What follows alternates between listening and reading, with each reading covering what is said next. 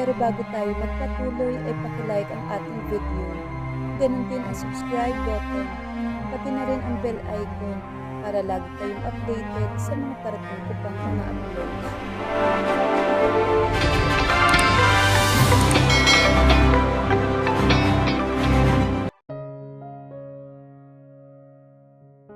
Tatlong taon ng kasal, 3 taon ng katahimikan, at kahit isang beses, hindi siya tinawag ni Ryan na asawa. Para sa mundo, siya ang pinakabata at pinakamakapangyarihang CEO sa Naga City. Para kay Eve, ito ay isang estranghero na kabahagi ng kanyang apelyido ngunit hindi ng kanyang puso dahil sa pagtataksil ng kanyang ama at sa walang katapusang puot ni Ryan. Nakatira si Eve sa isang mansyon na may 24 na kwarto at wala kahit isa ang parang tahanan. Lihim siyang nagtatrabaho, lihim na nag-aaral at marangal na tinitiis ang kawalan nito ng pakialam. Ngunit nang mag-viral ang isang larawan kung saan nakangiti si Ryan sa tabi ng babaeng tinatawag na lahat na buhay niya, napagtanto ni Eve na hindi lang siya nabura sa puso nito, kundi maging sa kwento nito. Kaya lang, hindi pa handa si Ryan na pakawalan siya. Sa likod ng mga nakasarang pinto, ang galit nito ay nagliliyab ng tila pagnanasa at ang kalupitan nito ay nagtatago ng katotohanang hindi nito kayang aminin. Hindi kailanman binalak na maging kahinaan niya ito, ngunit sa gitna ng katahimikan, ang pag-ibig ang tanging bagay na maaaring hindi nila kapwa matakasan. Ang mansyon ng mga Alcantara sa Naga City ay kilala bilang simbolo ng karangyaan at kapangyarihan. Mayroon itong 24 na kwarto, mararangyang kasangkapan at mga nakasisilaw na palamuti. Ngunit para kay Eve, ang dambuhalang bahay na ito ay walang pinagkaiba sa isang malamig at gintong kulungan. 3 taon. 3 taon na siyang kasal kay Ryan Alcantara at sa loob ng 3 taong iyon, natutunan ni Eve na maging isang anino, isang multong naglalakad sa sarili niyang tahanan. Gabi na naman, nakaupo si Eve sa gilid ng kama sa kanyang sariling silid. Sa mansyong ito, magkahiwalay sila ng kwarto ni Ryan. Hawak niya ang isang lumang libro para sa kanyang lihim na pag-aaral sa kolehiyo. Ngunit hindi siya makapokus. Ang kanyang pandinig ay nakatutok sa ingay ng makina ng sasakyan sa labas. Ilang sandali pa, narinig niya mabibigat na hakbang sa pasilyo. Bumukas ang pinto at iniluwal nito si Ryan. Guwapo, matangkad, at may matinding tindig na iginagalang ng lahat. Si Ryan ang pinakabata at pinakapangyarihang CEO sa buong Naga City. Ngunit ang mukhang hinahangaan ng mundo ay ang mukhang nagdadala ng pinakamatinding dusa sa buhay ni Eve. Tumingin ito sa kanya na may malamig at mapanghamong mga mata. Gising ka pa, panimula ni Ryan. Ang boses ay walang kaibuturan ng inig. Lumapit ito sa salamin upang kalagin ang kanyang mamahaling necktie. Inantay kita. Gusto ko sana magpaalam para sa exam ko bukas. Hindi na natapos ni Eve ang kanyang sasabihin nang lumingon si Ryan. Isang mapait na tawa ang kumuwala sa mga labi ng bilyonaryo. Magpaalam? Eve, kailan mo ba maiintindihan ang posisyon mo sa buhay na ito at bahay na ito? Lumapit si Ryan sa kanya. Bawat hakbang ay tila nagpapabigat sa hangin sa loob ng silid. Nakalimutan mo na ba kung bakit ka nandito? Nandito ka dahil sa pagtataksil ng ama mo. Binayaran ko ang utang ng pamilya mo, kapalit ng kalayaan mo. Yumuko si Eve. Pahigpit na pinalasap ang kanyang mga palad sa telang kanyang palda. Ang sakit ng nakaraan ay muling gumuhit sa kanyang dibdib. Ang kasalanan ng kanyang ama na nagpahirap sa kumpanya ng mga Alcantara noon ay naging krus na pasan niya araw-araw. Inangat ni Ryan ang baba ni Eve gamit ang kanyang mga daliri. Marahas ngunit may kakaibang pagninginig na hindi ito maipaliwanag. Tinitigan niya ang magandang mukha ng asawa na tiniis ang lahat ng kanyang kalupitan nang walang kaimik-imik. Ang katahimikan ni Eve ang bagay na pinakamalakas na nagpapagalit sa kanya. Huwag mong isipin na porket asawa kita sa papel, may karapatan ka na sa buhay ko. Para sa akin, isa ka lang estranghero na bahagi ng apelyido ko. Ngunit hindi ng puso ko. Malamig na binitiwang salita ni Ryan. Binitawan niya ang baba ni Eve at tumalikod. Huminto siya sa may puntuan bago tuluyang lumabas. Manatili ka sa kung saan ka nararapat, Eve. Sa dilim. Nang masara ang pinto, tuluyang binalot muli ng katahimikan ng kwarto. Isang patak ng luha ang pumatak sa libro ni Eve. Walang nakakaalam na sa likod ng marangyang buhay na inaakala na marami. Si Eve ay marangal na nagtitiis sa kawalan ng pakialam ng lalaking lihim niyang minamahal. Ito ang kanyang buhay, ang maging asawang walang tinig. Sa isang mundong pag-aari ng isang lalaking walang puso. Abangan sa Kabanata 2, ang lihim na anino. Paano itatago ni Eve ang kanyang pagsisikap na makatapos ng pag-aaral kung ang bawat kilos niya ay binabantayan ng isang galit na Ryan? At ano ang gagawin ni Ryan kapag nalaman niyang hindi pala humihingi ng tulong si Eve sa kanyang yaman? Mabilis na lumipas ang mga araw at ang bawat umaga para kay Eve ay tila pag-ulit labang ng isang walang katapusang siklo. Sa paningin ng mga katulong sa mansyon, si Eve ay isang tahimik na may bahay na walang ibang ginagawa kundi ang mama lagi sa loob ng kanyang silid. Ngunit sa likod ng mga nakasarang pinto, may ibang buhay na pilit niyang itinataguyod. Hindi alam ni Ryan na si Eve ay lihim na nagtatrabaho online bilang isang freelance researcher at nagsisikap na tapusin ang kanyang huling taon sa kolehiyo sa pamamagitan ng gabi-gabing online classes. Ayaw niyang humingi o umasa sa yaman ng mga Alcantara. Bawat sentimo na kinikita niya ay itinatabi niya para sa araw na magagawa na niyang tumayo sa sarili niyang mga paa. Isang gabi, matapos ang maghapong makikipagpulong sa mga foreign investors, umuwing lasing at pagod si Ryan. Gulo ang buhok nito, maluwag ang botones ng polo at baka sa matinding tensyon sa kanyang muka dahil sa problema sa kumpanya. Habang naglalakad sa madilim na pasilyo ng mansyon, napansin niya may liwanag ang nanggagaling sa ilalim ng pinto ng kwarto ni Eve. Pumukas ang pinto na walang babala. Nagulat si Eve at mabilis na isinara ang kanyang laptop. Ngunit huli na ang lahat. Nakita na ni Ryan ang mga makakapal na libro at mga papel na nakalatag sa kanyang kama. Ang amoy ng alak mula kay Ryan ay agad na humalo sa malamig na hangin ng silid. Ano to? Malamig at paos ang boses ni Ryan habang humahakbang pabalik loob sa kwarto. Wala ito, Ryan. Nagbabasa lang ako. Pahinahong sagot ni Eve. Pilit na itinatago ang kaba. Mabilis na lumapit si Ryan at marahas na hinaplot ang mga libro at reviewers sa kama. Na makita ang logo ng isang universidad sa mga papel, nagtagis ang kanyang bagang. Ang kanyang galit na pinalala ng alak ay biglang sumiklap. Naghahanda ka na ba? Galit na asik ni Ryan habang mahigpit na hinawakan ang bisig ni Eve. Nag-aaral ka para makahanap ng trabaho? Para ano, Eve? Para iwan ako pagkatapos ng lahat ng ginawa ng pamilya mo sa amin? Isang malaking kahihiyan sa akin kung malalaman ng media na ang asawa ng isang Alcantara ay nagtatrabaho sa labas. Nasaktan si Eve. Higpit ng yakap nito. Ngunit, hindi siya dumaing. Tinitigan niya ang mga mata ng asawa. Hindi ko hinihingi ang pera mo, Ryan. At hindi ko kailanman dudungisan ang pangalan mo. Gusto ko lang magkaroon ng sarili kong buhay. Wala kang ibang buhay kundi ang maging asawa ko. Pulyaw ni Ryan. Ang kanyang boses ay umaalingaw-ngaw sa malaking silid. Itinapon ni Ryan ang mga libro sa sahig. Sa kabila ng galit na magtagpo ang kanilang mga mata, may kakaibang tensyon na namuo sa pagitan nila. Ang pagiging malapit ng kanilang mga katawan ay nagdala ng init na pilit nilang kapwa ay tinutulak palayo. Kitang-kita ni Ryan ang takot, ngunit may paninindigan sa mga mata ni Eve. Isang katatagan na unti-unting gumigiba sa pader na itinayo niya sa kanyang puso. Binitiwan ni Ryan ang bisig ni Eve ng marahas. Tila napaso sa sarili niyang nararamdaman. Tinalikuran niya ito at mabilis na lumabas ng silid. Iniwan ni Eve.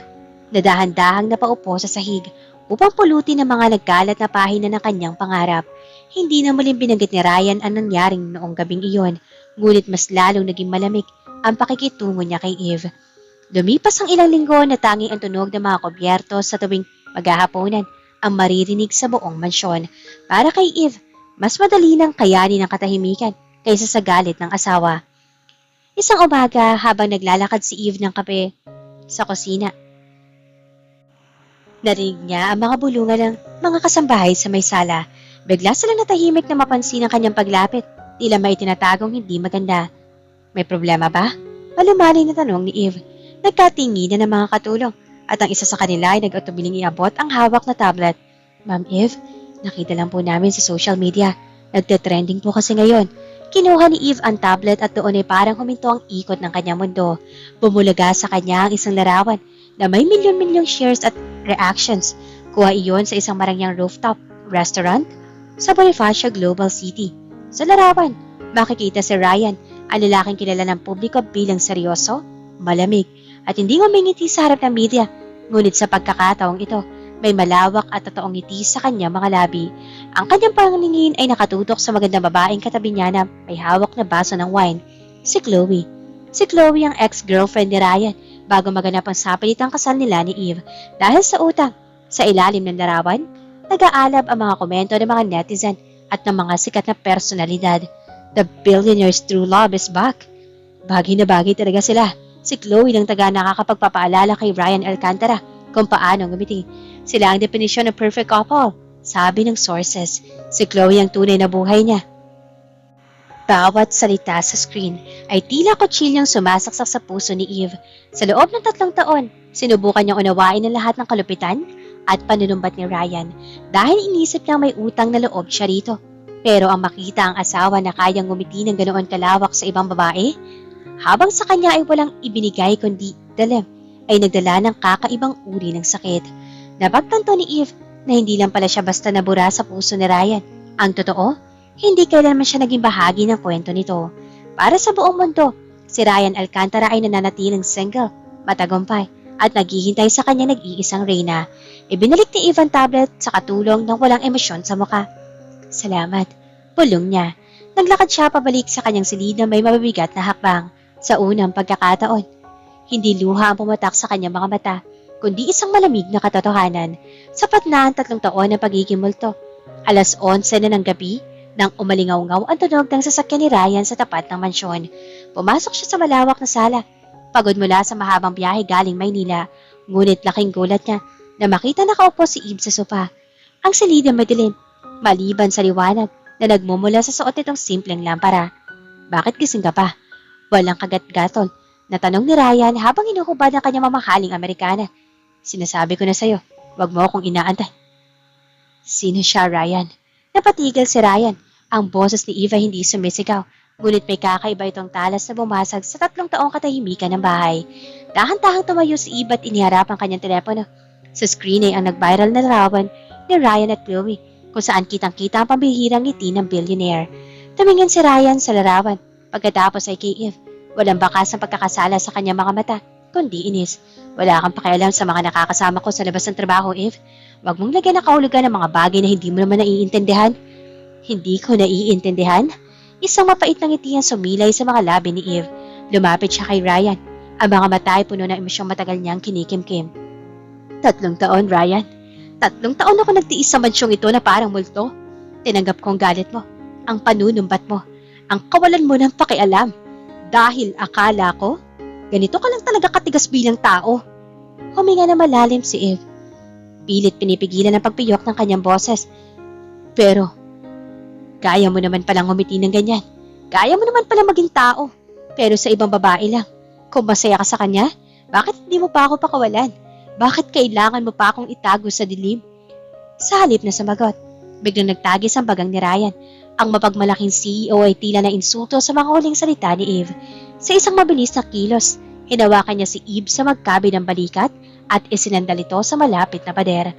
Ang kanilang mga mukha ay pulgada na lamang ang agwat, sapat para maramdaman ni Eve ang nagliliyab na galit at ang mabilis na tibok ng puso ng asawa. Pakawalan? Pulong ni Ryan. Ang boses ay gumagaralga sa matinding tensyon. Hindi kita papakawalan, Eve. Huwag mong isipin na porket nakatapos ka ng pag-aaral at kaya mo nang tumayo sa sarili mo, ay papayagan na kitang umalis. Ano ba talaga ang gusto mo sa akin, Ryan? Sa wakas ay napasigaw na si Eve. Ang mga luha ay tuluyan ng umago sa kanyang pisngi. Tinitigan ni Ryan ang mga labi ni Eve. Pababa sa mga mata nitong puno ng sakit. May kung anong pagnanasa at takot na biglang sumiklab sa dibdib ng billionaire na pilit niyang itinatanggi sa kanyang sarili. Gusto ko manatili ka rito, mariing sagot ni Ryan habang mas lalong humigpit ang hawak sa kanya. Dahil hanggang hindi ko sinasabi na bayad na ang utang ng pamilya mo, pag-aari kita, mananatili ka sa tabi ko, kahit sa katahimikan. Kinaumagahan, tila walang nangyari sa pagitan ni Ryan at Eve. Bumalik ang pader na naghihiwalay sa kanila. Ngunit mas naging mabigat ang hangin sa loob ng mansyon. Alam ni Eve na may bagong bagyong dumarating. At hindi nga siya nagkamali. Isang opisyal na anunsyo mula sa Alcantara Group ang lumabas. Pumasok si Chloe bilang bagong marketing consultant ng kumpanya. Ngunit hindi lang sa opisina nagtapos ang presensya ni Chloe. Isang gabi, habang nag-aayos si Eve ng mga papel para sa kanyang huling proyekto sa kolehiyo, narinig niya ang tunog ng busina ng sasakyan ni Ryan. Sinundan ito ng tawanan mula sa sala. Pagbaba niya ng hagdan, natigilan siya. Kasama ni Ryan si Chloe. Suot ng babaeng isang mamahaling pulang damit. habang si Ryan naman ay nakatitig sa kanya na may banayad na ekspresyon. Isang ekspresyon na kailanman ay hindi niya ipinakita kay Eve. Ryan, napakaganda naman pala ng mansyon mo dito sa Naga. Malambing na wika ni Chloe bago bumaling ang tingin kay Eve na pababa ng hagdan. Naalarma si Chloe sa kagandahan ni Eve. Ngunit na makita ang simpleng suot nitong lumang t-shirt at pantalon, napalitan ng pait ang kanyang ngiti. Oh, sino siya Ryan? Bagong katulong? Hindi agad sumagot si Ryan. Tinitigan niya si Eve. Tila naghihintay kung lalaban ba ito o magpapakilala bilang asawa. Ngunit na natiling tahimik si Eve. Walang emosyon ng mga mata. Si Eve, maikling pakilala ni Ryan na tila ba ayaw niyang sabihin ang buong katotohanan. Nakatira siya rito dahil sa utang ng pamilya niya. Isang mapang-aping tawa ang kumawala kay Chloe. I see. Isang charity case. Humarap si Chloe kay Eve ng may mataas na tono. Pwede mo ba kami ipaganda ng apunan, Eve? Nagugutom na kasi ang Ryan ko. Naramdaman ni Eve ang tila pagpiga sa kanyang puso sa salitang Ryan ko. Tumingin siya kay Ryan. Umaasang ipagtatanggol siya nito kahit malang pipigilan si Chloe. Ngunit na natiling malamig ang tingin ng billionaire. Nais subukin si Ryan kung hanggang saan ang kayang tiisin ni Eve, kung magsaselos ba ito o magwawala. Sige po, mahinahong sagot ni Eve. Yumuko siya at naglakad patungong kusina. Habang nagluluto si Eve sa kusina, naririnig niya ang tawanan ng dalawa mula sa dining area. Bawat tunog ng kanilang saya ay tila lason sa kanyang sistema. Nang ihanda niya ang mga pagkain sa mesa, sinadya ni Chloe na maglambing kay Ryan. Sinusubukan nito at inaayos ang buhok ng CEO sa harap mismo ng legal na asawa. Tiniis ni Eve ang lahat. Ipinagsalbi niya ang mga ito ng may marangal na tindig. Hindi nagpapakita ng kahit isang patak ng luha. Ngunit sa bawat segundong lumilipas, unti-unti nadudurog ang natitirang pag-asa sa kanyang puso. Ang lalaking pinangarap niyang mamahalin siya ay ginagawa siyang alipin sa harap ng babaeng tunay nitong minamahal. Matapos ang hapunan, umalis din si Chloe ng gabing iyon dahil sa isang emergency call mula sa kanyang pamilya sa Maynila. Nang maihatid ni Ryan ang babae sa labas, bumalik siya sa loob ng mansyon na may mabibigat na hakbang. Diretso siyang pumasok sa silid ni Eve nang walang katok, dala ng isang emosyong hindi niya maipaliwanag. Isang halong galit, pagkabigo, at lito. Nadatnan niya si Eve na tahimik na nagliligpit ng kanyang mga gamit sa pag-aaral. Tila walang anumang nangyaring pamabaliwala kanina. Wala ka man lang ba talagang sasabihin? Asik ni Ryan. Ang boses ay puno ng pait habang isinasara ng marahas ang pinto ng kwarto. Hinayaan mong tratuhin ka ni Chloe na parang katulong sa harap ko? Ganyan ka ba, kamanhid, Eve? O sadyang wala ka lang talagang pakialam sa akin at sa apelyidong dala mo? Ibinaba ni Eve ang hawak na panulat. Hinarap niya si Ryan. Ang mga mata ay pagod ngunit may kakaibang tapang. Ano ba ang gusto mong gawin ko, Ryan? Ang magwala? Ang magmakaawa sa harap ng babaeng tinatawag na buong mundo na buhay mo? Ipinakilala mo ko bilang isang charity case? Ginawa mo ang lahat para ipamukha sa akin na wala akong halaga? Ibinigay ko lang ang katahimikan palagi mong hinihingi. Katahimikan? Lumapit na mabilis si Ryan. Hinawakan ng magkabilang braso ni Eve at hinila ito palapit sa kanyang dibdib. Ang katahimikan mo ang pumapatay sa akin, Eve. Sa unang pagkakataon, nakita ni Eve ang bitak sa maskara ng billionaire. Ang galit sa mga mata ni Ryan ay unti-unti napalitan ng isang mapusok at nagliliyap ng pagnanasa na matagal na nitong itinatanggi sa sarili. Ang bawat pag-iwas, bawat kalupitan, at bawat panunumbat sa nakaraang 3 taon ay nagmula sa takot ni Ryan na amining unti-unti na siyang kinakain ng pagmamahal sa babaeng dapat ay kinapupuotan niya. Ryan, pulong ni Eve. Ang kanyang hininga ay humalo sa hininga ng asawa. Hindi na hinayaan ni Ryan na matapos ang anuman. Hinablos niya ang mga labi ni Eve sa isang marahas, mapusok, ngunit punong-puno na panghulilang halik. Sa likod ng mga nakasarang pinto ng silid na iyon, nawala ang pader ng puot. Ang kalupitan ni Ryan ay nagtago sa ilalim ng mga haplos na naghahanap ng kapatawaran at ang katahimikan ni Eve ay napalitan na baka may hinang daing ng pagsuko. Ito ay isang gabi na marahas na pag-angkin. Isang gabi kung saan ang kanilang mga katawan ay nagtagpo sa gitna ng matinding emosyon. Ngunit sa pagsubat ng liwanag kinaumagahan, alam ni Eve na ang init na iyon ay panandalian lamang. Ang gabi ay puno ng pagnanasa, ngunit ang umaga ay babalik muli sa realidad ng kanilang malimid na kasunduan. Inaumagahan, binalot muli ng nakabibinging katahimikan ng silid. Maagang umalis si Ryan, patungong opisina nang hindi nagsasalita, na tila pa ang init at papusok na pang-angkin kagabi ay isang panaginip lamang na pareho nilang gustong kalimutan. Ngunit para kay Eve, Ang gabing iyon na nagbigay sa kanya ng huling sagot. Ang pagnanasa ay hindi kailanman magiging sapat kung ang puso ng asawa ay nakakandado pa rin sa galit ng ibang babae. Lumipas ang 2 buwan. Habang abala si Ryan sa sunod-sunod na business trips sa Maynila kasama si Chloe, ginugol ni Eve ang bawat sandali sa kanyang huling semester. Lihim siya nag-review. Pumasok sa kanyang mga huling online exams at nagsumite ng kanyang thesis. Ginamit niya ang lahat ng kanyang lakas upang huwag mag-isip, upang huwag masaktan sa tuwing nakikita ang mga balita tungkol kay Ryan at sa tunay nitong mahal. Isang hapon, habang nag-iisa sa mansyon, nakatanggap si Eve ng isang email na nagpabilis sa tibok ng kanyang puso. Dear Miss Evelyn Santos, we are pleased to inform you that you have officially completed all the requirements for your degree with Latin honors. Furthermore, your application for the Corporate Project Management track in Manila has been approved. You must start next month. Napaluha si Eve, hindi dahil sa lungkot, kundi dahil sa galit na saya. Sa wakas, nakatapos na siya. Hawak ang kanyang laptop, naramdaman niya ang bigat na unti-unting nawawala sa kanyang mga balikat. May sarili na siyang pangalan, may sarili na siyang lakas. Nang gabing iyon, habang wala si Ryan dahil sa isang selebrasyon para sa kumpanya, kung saan napaulat na may sakit si Chloe upang makuha ang atensyon ng billionaire, pumasok si Eve sa master's bedroom ng mga Alcantara. Binuksan niya ang kanyang lalagyan ng mga damit. Hindi niya kinuha ang mga mamahaling gown, ang mga branded na sapatos, o ang mga mamahaling alahas na binili para sa kanya bilang asawa ng isang Alcantara. Ang tanging inempake niya sa isang simpleng maleta ay ang mga damit na binili niya gamit ang sarili niyang pera mula sa pagiging freelance researcher. Tinignan ni Eve ang kanyang refleksyon sa salamin. Ang matatakoting si Eve na pumasok sa mansyong ito 3 taon na ang nakaraan ay wala na. Ang natitira ay isang Eve. Isang babaeng handa na bawiin ang sarili niyang kwento. Gabi ng Huwebes nang matapos si Eve sa lahat ng kanyang paghahanda, ang malaking mansyon ay balot ng dilim, maliban sa bombilya sa pasilyo at ang kaunting liwanag na namumula sa buwan sa labas ng bintana. Bitbit ang kanya nag-iisang simpleng maleta. Bumaba si Eve sa engkantadorang hagdanan ng bahay na 3 taon niyang naging kulungan. Naglakad siya patungo sa master's bedroom, hindi upang matulog, kundi upang iwan ang huling piraso ng kanyang pagiging Alcantara. Dahan-dahan niyang hinugot mula sa kanyang daliri ang kanyang wedding ring. Ang simpleng gintong singsing na iyon na walang kaalam-alam ang mundo. Nasuot niya, ipinatong niya ito sa ibabaw ng bedside table ni Ryan. Sa tabi ng singsing, inilapag niya ang 2 kopya ng legal na dokumento, ang mga pinirmahan niyang divorce papers. Walang luha pumatak sa mga mata ni Eve. Ang bawat luha ay naubos na sa nakaraang 3 taon ng pambabaliwala, ng pag-iisa, at ng pagiging alipin sa kasalanang hindi naman siya ang gumawa. Tumingin siya sa malaking kama kung saan ilang buwan lang ang nakalilipas ay binalot sila ng marahas ngunit mapusok na pagdanasa ni Ryan. Isang mapait na ngiti ang sumilay sa kanyang mga labi. Sapat na ang 3 taon, Ryan.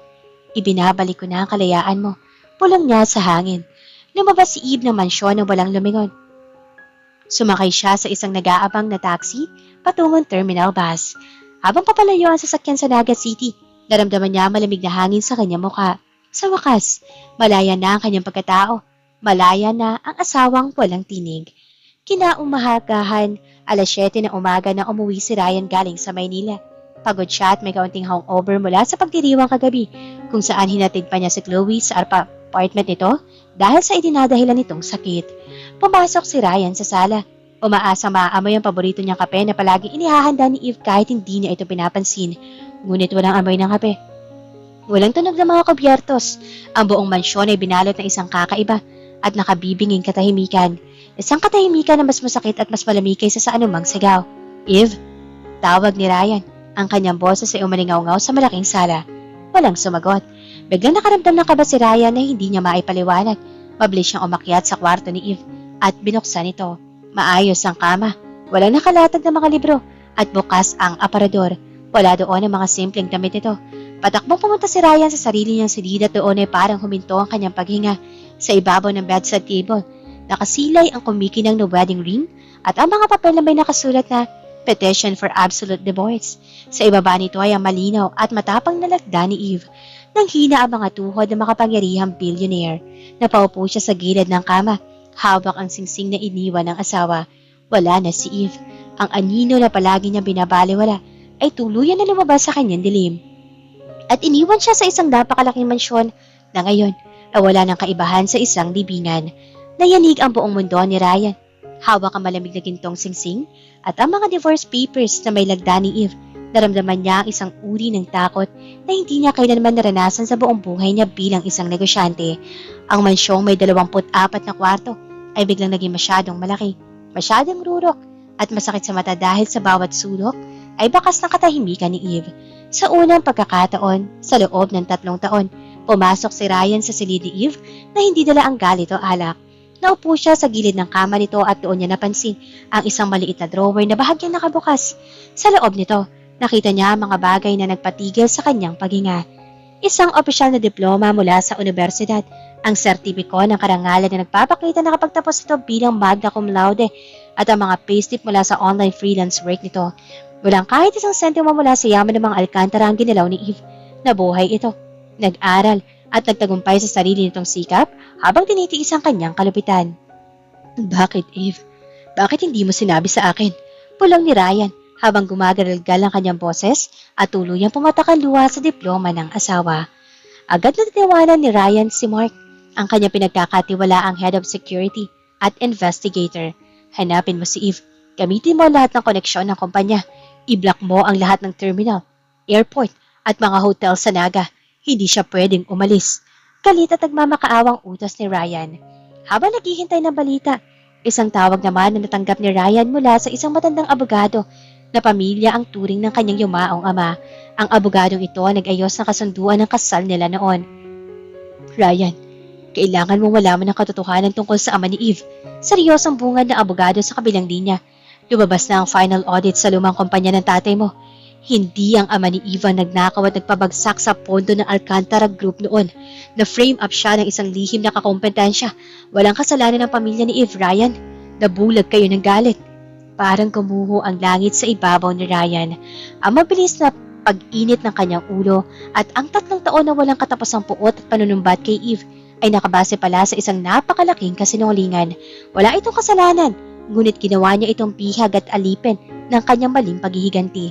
Ilang oras pa ang lumipas, bumalik si Mark sa mansyon. Pagsak ang balikat. Sir Ryan, huli na po tayo.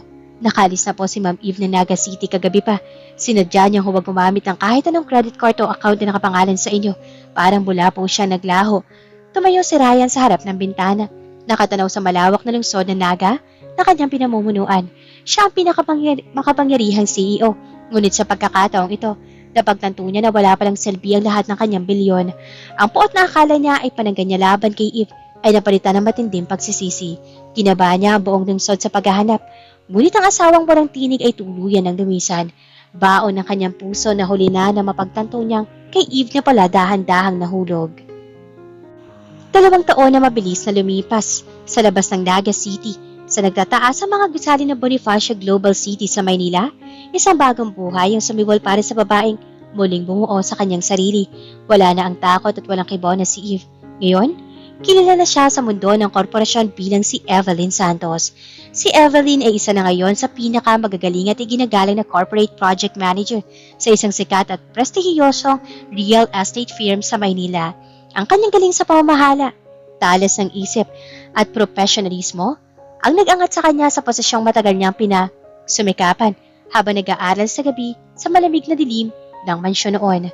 Suot ang kanyang eleganteng corporate suit, maayos na naka-makeup at may tiwala sa bawat hakbang. Pumasok si Evelyn sa opisina ng kanyang boss. Masigla ang kanyang aura, malayo sa mahinhin at tila aninong si Eve ng nakaraan. Good morning, Evelyn. Bati ng kanyang senior director. I have a great news. Ang binuumang proposal para sa bagong mega luxury condominium project sa Tagaytay ay naaprubahan ng ating board at mas maganda rito. Isang dambuhalang kumpanya mula sa Bicol ang pumayag na maging pangunahing investor at partner natin. Ngumiti si Evelyn na may pagmamalaki. Salamat po, sir. Sino po ang kinatawan ng kumpanyang makakatrabaho natin para sa contract signing bukas? Inabot ng director ang isang folder na naglalaman ng profile ng kumpanya. Ang Alcantara Group of Companies. Sila ang pinakamalaking conglomerate. Ngayon na nag-e-expand dito sa Maynila at balita ko, ang mismong pinakamataas sa CEO nila ang darating para pirmahan ng partnership na ito. Natigilan si Evelyn. Ang ngiti sa kanyang mga labi ay bahagyang naging matigas at ang folder sa kanyang kamay ay tila biglang naging mabigat. Alcantara Group. 2 taon niyang iniwasan ang pangalang iyon. 2 taon niyang pinilit ibaon ang alaala ng Naga City ng mansyong may 24 na kwarto at ng lalaking sumira sa kanyang unang pag-ibig. Tumingin si Evelyn sa malaking salamin ng opisina. Nakita niya ang sariling refleksyon. Isang matapang, matalino at independent na babae. Huminga siya na malalim at pinatigas sa kanyang sulyap. Hindi na siya ang dating silent wife na madaling saktan at itago sa dilim. Kung magtatagpo man ang kanilang landas, haharapin niya ito na may marangal na tindig. Ang Maynila ang kanyang teritoryo ngayon at hindi niya hayaang sirain na nakaraan ang liwanag na kanyang natagpuan. Ang engrandeng boardroom ng real estate firm sa Bonifacio Global City ay nababalot ng formal na tensyon. Nakaupo si Evelyn sa kabisera ng mesa. Abala sa pagre-review ng mga huling detalye ng kontrata. Ang kanyang buhok ay maayos na nakapusod at ang kanyang tindigan napapakita ng isang babaeng may ganap na kontrol sa kanyang buhay. Sa tabi niya, ang mga executive at board members ay tahimik na nag-aabang bumukas ang pinto ng boardroom ng may autoridad. Unang pumasok ang mga bodyguard at sekretarya. Nasunod na ng isang pamilyar na bango na agad na nagpabilis sa tibok ng puso ni Evelyn. At sa huli, pumasok ang lalaking 2 taon niyang hindi nakita, si Ryan Alcantara. Mas matikas si Ryan ngayon, ngunit baka sa kanya mukha ang isang uri ng seryosong kapanahunan, malayo sa mapusok at galit na bersyon na noon. Ngunit ang kanyang mapagmataas na lakad ay biglang napatigil sa gitna ng silid. Ang kanyang mga mata, na seryoso nakatitig sa mga hawak na papel, ay dahan-dahan nag-angat at napako sa babaeng nasa unahan ng mesa. Parang huminto ang oras para kay Ryan. Ang kanyang bagang ay nagtagis at ang kanyang mga kamay ay bahagyang nanginig. Eve, hindi siya pwede magkamali. Ang babaeng 2 taon niyang hinanap sa bawat sulok ng bansa. Ang babaeng naging sahi ng kanyang mga walang tulog na gabi at matinding pagsisisi ay nasa harap niya ngayon. Ngunit hindi ito ang matatakoting anino sa Naga City. Ang nasa harap niya ay isang nagliliwanag, napakaganda at makapangyarihang bersyon ng kanyang asawa. Eve, muntik na mautal si Ryan. Isang mahinang bulong ang kumawala sa kanyang mga labi habang nagtatangkang humakbang palapit. Bago pa makagawa ng anumang eksena si Ryan, tumayo si Evelyn na may perpektong profesionalismo. Tinitigan niya si Ryan sa mga mata. Walang takot, walang lungkot, at walang kahit anong emosyon. Good morning, Mr. Alcantara. Malamig at malinaw na pahayag ni Evelyn na bumasag sa panandaliang katahimikan ng silid. Inilahad niya ang kanyang kamay para sa isang formal na handshake. I am Evelyn Santos, the corporate project manager for this venture that strictly discuss business. Ang formal at banyagang pagtrato ni Evelyn ay tila isang malakas na sampal sa mukha ni Ryan. Ang kamay na dating hinahawakan niya sa dilim ay iniabot sa kanya ngayon bilang isang estranghero sa ilalim ng maliwanag na ilaw ng boardroom. Dahan-dahang itinaas ni Ryan ang kanyang kamay upang tanggapin ang pagbati at sa sandaling maglapat ang kanilang mga balat, naramdaman niya ang pader na itinayo ni Evelyn. Isang pader na mas matigas pa sa kahit anong bilyon na mayroon siya. Natapos ang mahabang pagpupulong, na tanging mga detalye ng proyekto ang lumabas sa mga labi ni Evelyn. Sa bawat minuto ng presentasyon, hindi maialis ni Ryan ang kanyang paningin sa asawa. Humanga siya sa talas ng isip nito, ngunit mas lalo siyang nasaktan sa distansyang inilalagay nito sa bawat profesional na sagot.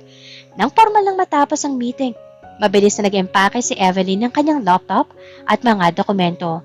Alam niyang susubukan siyang kausapin ni Ryan, kaya't mabilis siyang naglakad patungong elevator, pababa sa parking lot ng gusali. Ngunit mas mabilis si Ryan. Bago pa man makasara ang pinto ng kotse ni Evelyn sa basement parking, isang matibay na kamay ang humawak sa gilid ng pinto upang pigilan ito. Eve, pakinggan mo muna ako. Kahit 5 minuto lang, pakiusap. Pagmamakaawa ni Ryan, ang kanyang boses ay wala ng bakas na mapagmataas na CEO. Ito ay boses ng isang lalaking desperadong ibalik ang nakaraan. Pinitawan ni Evelyn ang manibela at dahan-dahang lumingon kay Ryan. Nanatiling kalmado ang kanyang mukha. Mr. Alcantara, tapos na ang meeting natin. Kung may hihilingin pa kayong pagbabago sa kontrata, maaari ninyong kontakin ang aking sekretarya. Huwag mo namang gawin sa akin ito, Eve. Pulong ni Ryan habang ang kanyang mga mata ay nagsisimula na mamasa. 2 taon. 2 taon kitang hinanap. Alam ko na ang totoo. Nalaman ko na walang kasalanan ng ama mo.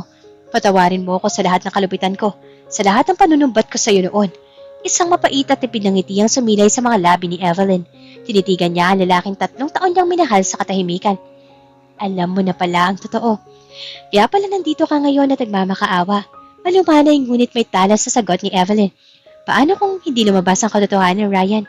Ibig sabihin ba nito? Hanggang ngayon ay nakakulong pa rin ako sa mansyon mo? Tinitiis ang puot mo at ang pambabastos ng ibang babae sa akin? Napatigil si Ryan, tila natamaan sa katotohanan binitiwan ng asawa.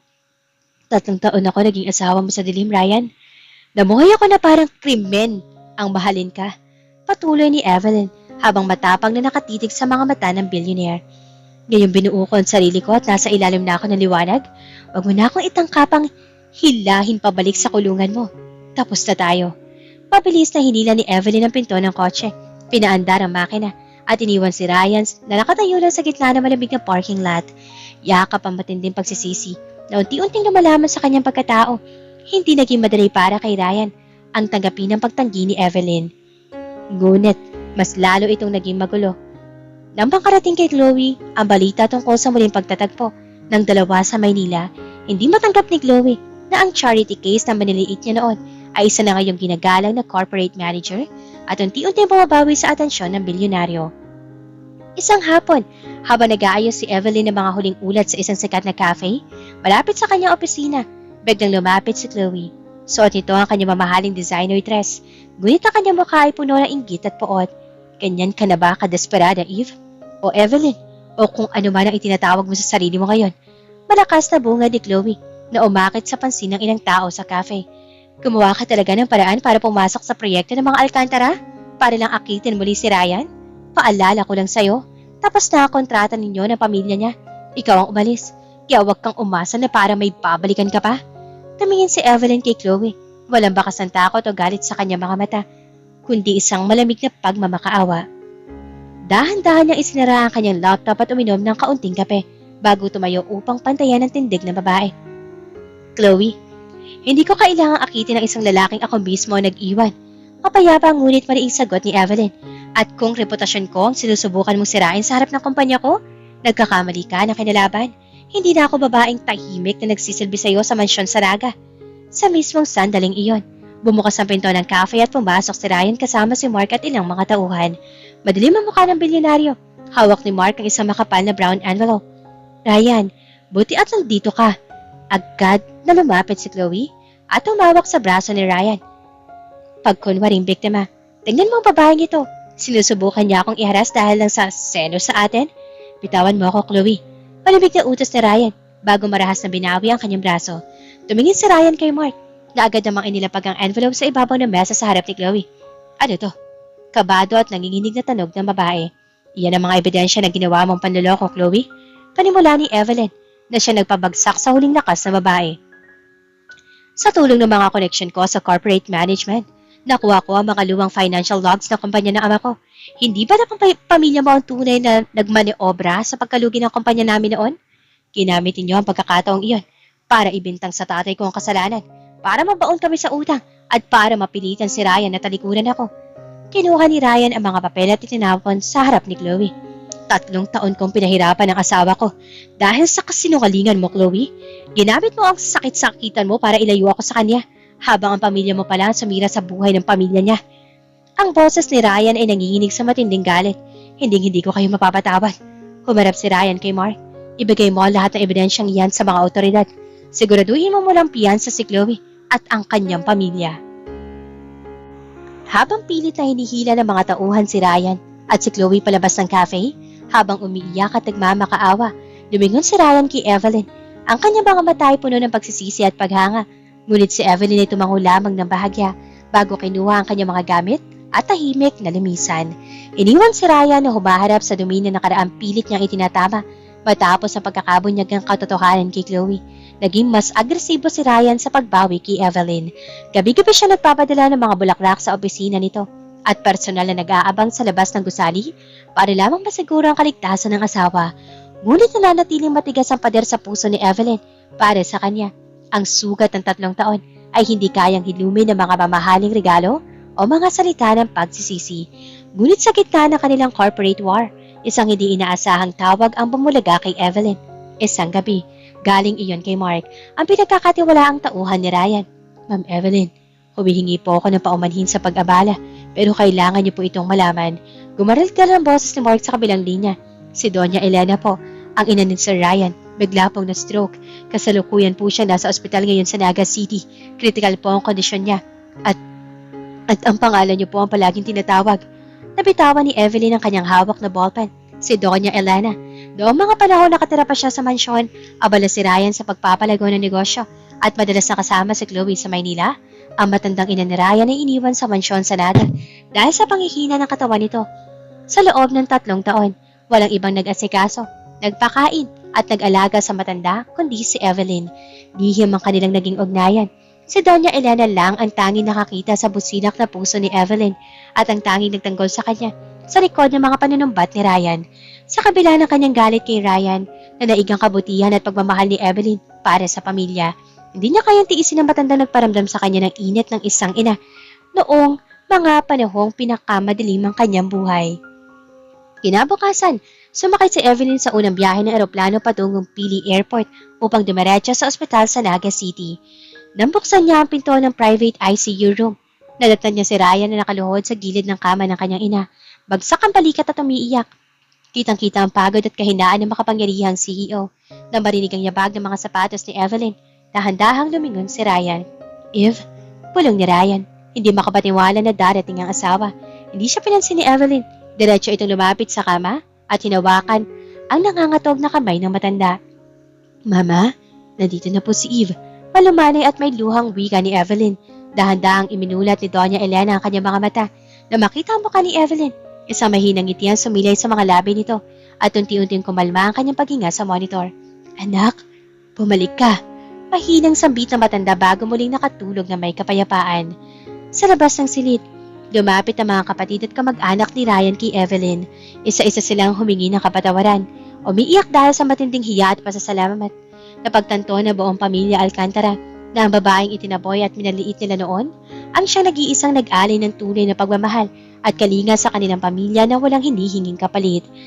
Dahil sa rekomendasyon ng doktor na huwag biglang ibiyahe o i-stress si Doña Elena, napilitan si Evelyn na manatili muna sa Naga City upang alagaan ang matanda.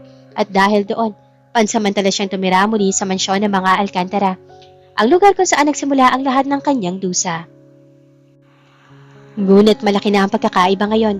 Ang mga katulong na dati ay walang kibo sa kanyang mga utos ay abala ngayon sa pag-aasikaso sa kanya na may matinding respeto. Ang pamilya Alcantara ay tinuturing na siya bilang pinakamahalagang tao sa bahay.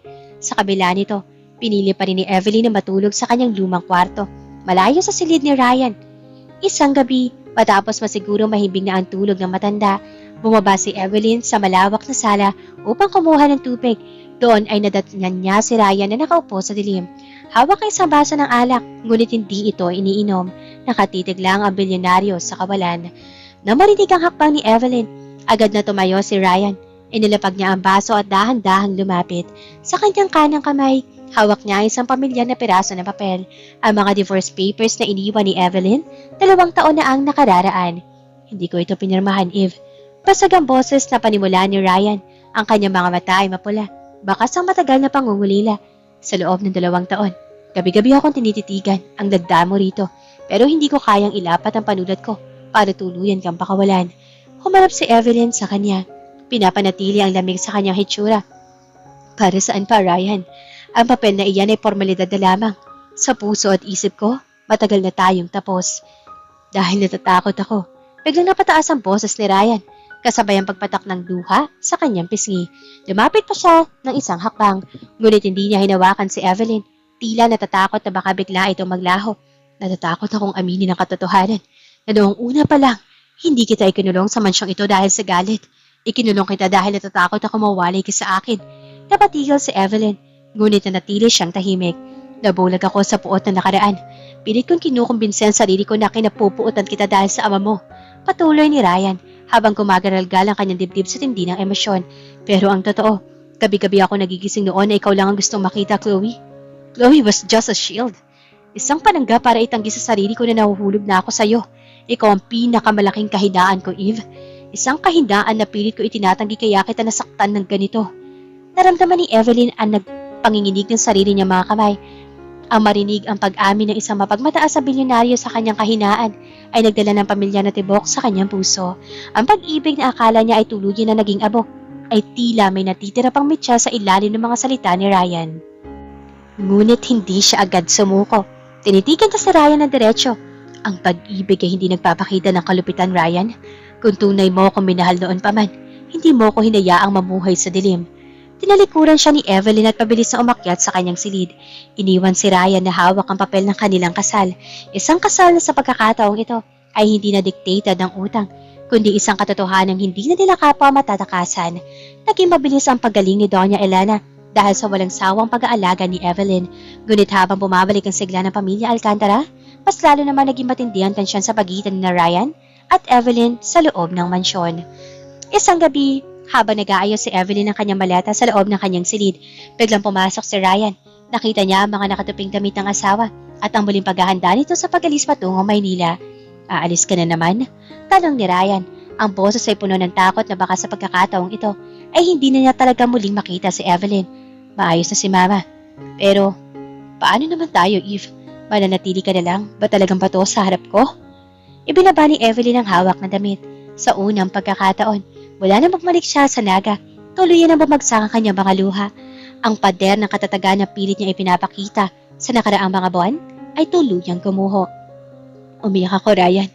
Hindi dahil sa sakit na nakaraan, kundi dahil sa pagod. Pagod na akong itago o nararamdaman ko. Pasigaw na sulyap ni Evelyn habang umaagos sa mga luha sa kanyang pisngi. Akala mo ba madali para sa akin na makita ka nagmamakaawa araw-araw? Akala mo ba madali na talikuran ng lalaking una at tagi minahal ko sa buong buhay ko? Natigilan si Ryan. Ang kanyang puso ay tila hinaplos sa narinig na pag-amin ng asawa. 3 taon akong nagtiis, Ryan. 3 taon akong nanalangin na sana isang araw pagising mo, makita mo naman ang halaga ko, na sana ipagtanggol mo naman ako. Patuloy ni Evelyn habang humihikbi. Ang pag-ibig na akala ko ay pinatay mo na, narito pa rin. Pero natatakot ako, Ryan. Natatakot akong bumalik sa dilim. Mabilis na lumapit si Ryan at walang pag-aalinlangang niyakap ng napakahigpit si Evelyn. Isinubsob niya ang kanyang mukha sa leeg ng asawa habang ang sarili niyang mga luha ay humahalos sa luha nito. Naramdaman ni Evelyn ang panginginig ng buong katawan ng bilyonaryo, isang patunay ng takot at wagas na pagsisisi. Hindi ka na babalik sa dilim, Eve. Ipinapangako ko sa iyo sa harap ni Mama, sa harap ng Diyos at sa sarili ko. Walang ni Ryan habang hinahawakan ang mukha ni Evelyn upang patuyuin ang mga luha nito. Hindi mo na kailangang ikulong ang sarili mo para matatili sa tabi ko. Ang kailangan mo ay isang asawang kayang ipagmaliki ka sa buong mundo. Sa pagkakataong ito, na magtagpo ang kanilang mga labi, wala nang marahas na pagnanasa o puot. Ang kanilang halik ay puno ng banayad na pangako, pagbawi sa mga panahong nasayang at ang muling pag-aalab ng pag-ibig na ngayon ay malaya na sa anumang tanikada ng nakaraan. Pantay na silang nakatayo sa ilalim ng liwanag. Wala nang bilyonaryong mapagmataas at wala nang asawang walang tinig. 1 taon matapos ang muling pagtatagpo at paghilom ng mga sugat na nakaraan. Isang marangyang selebrasyon ang ginanap sa pinakamalaking Grand Ballroom sa Naga City. Ito ay ka-25th anibersaryo ng Alcantara Group of Companies at dumalo ang pinakamalalaking pangalan sa mundo ng negosyo, politika at media mula sa iba't ibang panig ng bansa. Ang bulwagan ay napupuno ng ingay, tawanan at tunog ng mga baso ng champagne. Sa gitna ng mesa, masaya nakaupo si Doña Elena. Ganap ng magaling at may malawak ng ngiti habang pinapanood ang tagumpay ng kanyang pamilya. Nang mamatay ang mga ilaw sa paligid at matira nag-iisang spotlight sa entablado, umakyat si Ryan Alcantara. Suot ang kanyang perpektong gupit na tuxedo. May kakaibang liwanag at sigla sa kanyang mga mata. Isang anyo na malayong malayo sa malamig at palupit na bilyonaryo noon. Humawak siya sa mikropono at tumingin sa dambuhalang screen sa kanyang likod na nagpapakita ng mga naging tagumpay ng kumpanya. Magandang gabi sa inyong lahat. Panimula ni Ryan, ang kanyang boses ay umawit ng awtoridad ngunit may kalakip na emosyon. Ngayong gabi, ipinagdiriwang natin ang 25 taon ng Alcantara Group. Para sa buong mundo, ako ang kinikilala ninyong pinakamakapangyarihang CEO na nagdala ng kumpanyang ito sa rurok ng tagumpay. Ngunit sa harap ninyong lahat, nais kong maging tapat. Pinitiwan ni Ryan ang kanyang mga inihadang kodigo para sa talumpati at tumingin ng diretso sa gilid ng entablado. Ang lahat ng yaman, kapangyarihan at parangal na ito ay walang kwenta kung wala ang babaeng nagturo sa akin kung paano maging tunay na tao. Sa loob ng 3 taon, naging maramot ako. Tinago ko siya sa dilim, binaliwala at hindi pinakinggan ang kanyang tinig dahil sa aking sariling kahangalan at mapagmataas na puso. Ngunit sa kabila ng lahat ng sakit, ang kanyang busilak na puso ang nagligtas sa aking ina at ang kanyang pagpapatawad ang muling bumuo sa aming pamilya. Nagsimula magbulungan ang mga bisita. Nagtatanong kung sino ang tinutukoy ng bilyonaryo. Lumakad si Ryan pababa ng entablado at huminto sa tapat ng pintuan kung saan dahan-dahang bumukas sa mga dambuhalang pinto ng ballroom. Iniluwan nito si Evelyn. Napakaganda niya sa kanyang suot na emerald green na silk gown na lalong nagpadama ng kanyang natural na kislap at marangal na tindig. Ang kanyang buhok ay nakalugay sa malalambot na alon at ang kanyang mga mata ay nagdiningning sa ilalim ng mga ilaw. Hawak niya ang kanyang ulo ng may mataas na pagmamalaki. Hindi na bilang isang natatakot na anino, kundi bilang isang reyna. Lumapit si Ryan sa kanya, lumuhod na bahagya sa harap ng lahat at banayad na hinawakan ng kanyang kamay. Sabay silang naglakad patungo sa entablado. Sa gitna na nakabibinging palakpakan ng mga tao, humarap si Ryan sa media at sa lahat ng mga bisita habang mahigpit na nakakapit ang kanyang kamay sa baywang ni Evelyn. Tonight, I am setting the record straight. Humarap ako sa inyo hindi lang bilang isang CEO, kundi bilang isang asawa. Nais kong ipakilala sa buong mundo ang aking buhay, ang aking lakas, ang utak sa likod ng aking pinakamalaking proyekto sa Maynila at ang nag-iisa nagmamay-ari ng aking puso, si Evelyn Alcantara, ang aking asawa. Sinalubong sila ng flash ng mga kamera at malalakas na hiyawan ng paghanga. Tumingin si Evelyn kay Ryan at sa unang pagkakataon sa harap ng buong mundo, pinigyan niya ito ng isang matamis sa totoong ngiti. Ang 3 taon ng katahimikan at 2 taon ng pangungulila ay napawi sa isang sandali ng wagas na pagbawi. Niyakap ni Ryan si Evelyn sa gitna ng entablado, habang sa ibaba na nakatayo ang kanilang pamilya na may mga luhang puno ng kagalakan. Ang kwento ng silent wife ay natapos na dahil sa pagitan ng dilim at liwanag, natutunan nilang ang tunay na pag-ibig ay hindi nakukuha sa pananakit at pagtatago. Ito ay ipinaglalaban, ipinagmamalaki at pinakikinggan sa gitna ng katahimikan. 3 taon na mabilis na lumipas matapos ang gabing niyanig ng Alcantara Group ang buong bansa sa pagpapakilala sa tunay na reyna ng kanilang pamilya. Sa loob ng mga taong ito, marami ang nagbago. Ang mansyon ng mga Alcantara sa Naga City ay nananatili may 24 na kwarto.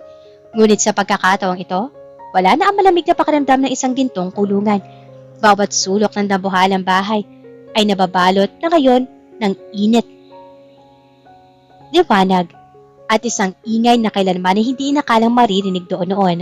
Ang tunog ng maliliit na yapak at hagalpak ng tawa ng isang 2 taong gulang na batang lalaki, si Liam, ang panganay ni Ryan at Evelyn. Isang magandang hapon, nakaupo si Evelyn sa malawak na beranda ng mansyon habang pinapanood si Liam na masaya naghahabol ng mga paru-paro sa malawak na hardin. Sa tabi ng bata ay si Doña Elena na masiglang-masigla at walang bakas ng sakit, abala sa paggabay sa kanyang pinakamamahal na apo, isang pares ng matitibay na braso.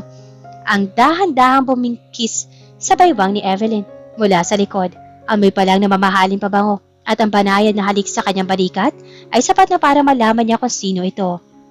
Iniisip mo na naman ang trabaho sa Maynila? Malambing na pulong ni Ryan habang isinisiksik ang kanyang mukha sa leeg ng asawa. Ngumiti si Evelyn at sumandal sa dibdib ng kanyang asawa. Hindi, iniisip ko lang kung paano ang mansyong ito na dati ay kinatatakutan ko ay naging paborito ko ng lugar sa mundo. Hinarap siya ni Ryan at tinitigan ang kanyang mga mata na may wagas ng pagmamahal. Wala na mapagmataas sa bilyonaryo. Ang nasa harap ni Evelyn ay isang lalaking nahanap ang kanyang kapayapaan. Dahil dinala mo ang buhay sa bahay na ito, Eve, seryosong wika ni Ryan habang hinahawakan ng kanyang kamay kung saan kumikinang ang kanilang bagong wedding ring. Dati, akala ko ang kapangyarihan ay nasa dami ng bilyon at ari-arian ko. Pero na mawala ka, napagtanto kong ang pinakamalaking kayamanan ko pala ay ang tinig mo na pilit kong pinatahimik noon. Hinalikan ni Ryan si Evelyn sa noo. Isang halik na puno ng pasasalamat at pangako para sa hinaharap. Mula sa hardin, tumingo na maliit na si Liam at kumaway sa kanila. Mama, Papa, hali po kayo rito, sigaw ng bata. Sabay na napangiti ang mag-asawa. Hawak kamay silang bumaba ng beranda upang salubungin ang kanilang anak at ang matandang ina ni Ryan. Sa paglubog ng araw sa lungsod na Naga, binalot sila ng isang mainit na yakap ng isang buong pamilya. Natutunan ni Ryan at Evelyn na ang katahimikan na may 2 muka.